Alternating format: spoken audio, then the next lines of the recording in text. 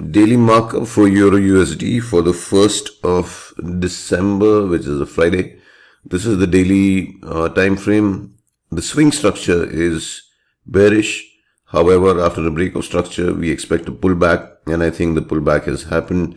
It's a sizable retracement into this very high probability supply zone, and I consider this to be a high probability zone because it flipped this demand. It also swept liquidity. It also has inducement. So as we've been mentioning for the last few days, we expect price to come into this and have at the least a reaction, which we've definitely seen. Yesterday was a very bearish day, and I expect actually for price to kind of reverse from here and take out this low. But we'll see, wait and see. We need at least a change of character to happen, which hasn't happened so far. So we'll wait for this to go and then say that yes, the daily has turned bearish. But as of now, I'm mindful that we've come into this daily supply and we have reacted from there. Moving on to the H4, we are still bullish on the H4, as you can see here. This is I'm just waiting for my drawings to come up here. So this is the latest break of structure.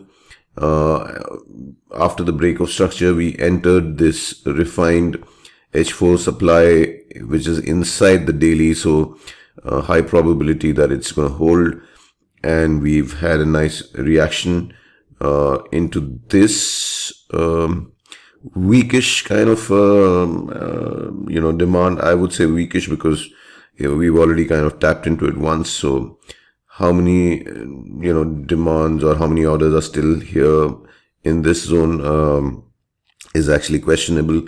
So I'm not very sure whether this is going to hold or not. But let's just wait and see. So price came in here. We've had a bit of a reaction, and going on to the H1, we can see that it's this is actually this inside bar is the one that's caused liquidation of this and this and this. So if I was to just look at this, I'll probably mark this as a PBL, or the point before liquidation. And ideally speaking, if the H4 is to continue its bullish trend, then this is probably the last zones, or maybe we even come into this one, which is on the H1. And so my expectation as far as the H1 is concerned then would be that, okay, we've come into this point before liquidation, we get a bit of a reaction, and then we come up, and then when price comes back into some kind of a demand zone here, that's where we look at getting in, so that we can then target this weak swing high. Why are we saying this is a weak swing high? Because the H4 is still bullish, but like I said, I'm very, very mindful of the fact that we are now into a daily supply, which is a very high probability supply, and also a nested H4 supply. So I would, probably, in case there's a reaction from here and we do get some kind of a demand zone here, I would then look at, let me just mark this. I would then look at, entering this and then playing the long.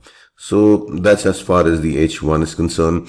Moving on to the M15, this is where we are. The M15 is bearish, as you can see. We've had a break of structure here, a break of structure here, and so the bearish order flow is continuing. We've come into this zone. We've had a reaction.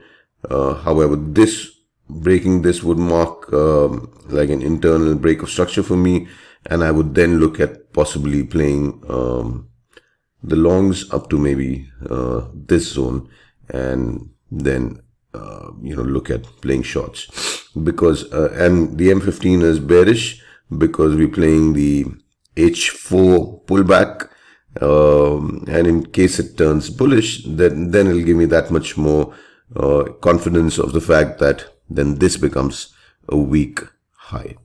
So let's see how price plays. We're still almost an hour away from London opening, an hour and 7 minutes, and we do have some news later in the evening.